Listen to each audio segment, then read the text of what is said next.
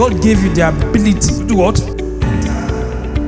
So you can move from one place to another in the realm of the spirit. Isn't that amazing? Before you were born again, you were outside. You were annihilated from the life of God. You were annihilated from the kingdom. You couldn't go to the places where angels were, where cherubims were, seraphims were, or the throne of God, or the temple of God in the spirit. See how Jesus was moving from one place to the other. Number one, he moved from earth to heaven, went to the temple, came back, and was appearing, disappearing in different places on earth. And then finally, he went to the throne room. When you became born again, you were given the ability to walk in the spirit, just like Jesus Christ did. So you could go into the temple of God. You could go into the throne of God. You can also appear in a place without walking through walls, without using the door. So the first ability God gives you when you became born again is the ability to see in the spirit. The day you became born again, you had the ability to see in the realm of the spirit. You know, we only believe that prophets are the one that see, right? No, the day you are born again, say, verily, verily, I say unto you, except the man be born again, he cannot see the kingdom. So when he becomes born again, what happens? He begins to do what? See the kingdom. So you can begin to see Jesus. You can begin to see God.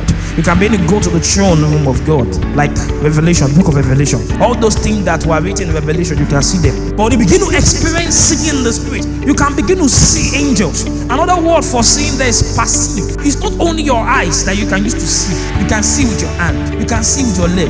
You can see with your ears. It is called perceiving. Born again experience is far more powerful than witchcraft initiation.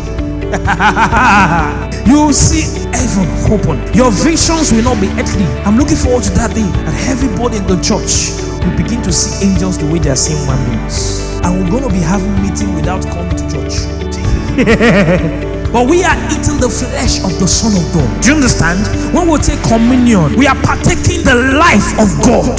For God was made flesh and dwelt among us. God was made flesh. So that flesh is not just flesh. That flesh is God made flesh. So anyone that eats of that flesh is eating what? Is eating God. Is partaking of God. You're not becoming one with God. That's why we'll go and preach and say, you've got to be born again. Come out of idolatry. Come out of occultism. Come out of darkness. Come into the life of God. Because bigger, greater is he that is in us than he that is in the world. We have come to the city of the living God. We are born of God. Now we can see.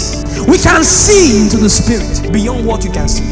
You know, you just enjoy the songs of angels, the dance of angels. There are dances in the spirit that angels before the throne of God used to dance. There are angels that are black like you. Their skin is black. Angels of God. There are angels that are red, white, blue, different colors. Enoch was always meditating and believing in the heavenly realm, like that heaven was real. He was always having that evidence and substantiating things hopeful. He was seeing heaven and earth as though they were the same until we disappeared. If you have faith as a mustard seed, you shall say to this mountain, be thou removed. Do you understand what that means? If you have faith, you'll be talking to things that cannot hear, things that doesn't have ear, things that cannot breathe. You will talk to a mountain. Jesus said so. Pulpit, how are you? Today I want you to begin to grow. A person that doesn't have faith will never even try to say he wants to talk to you.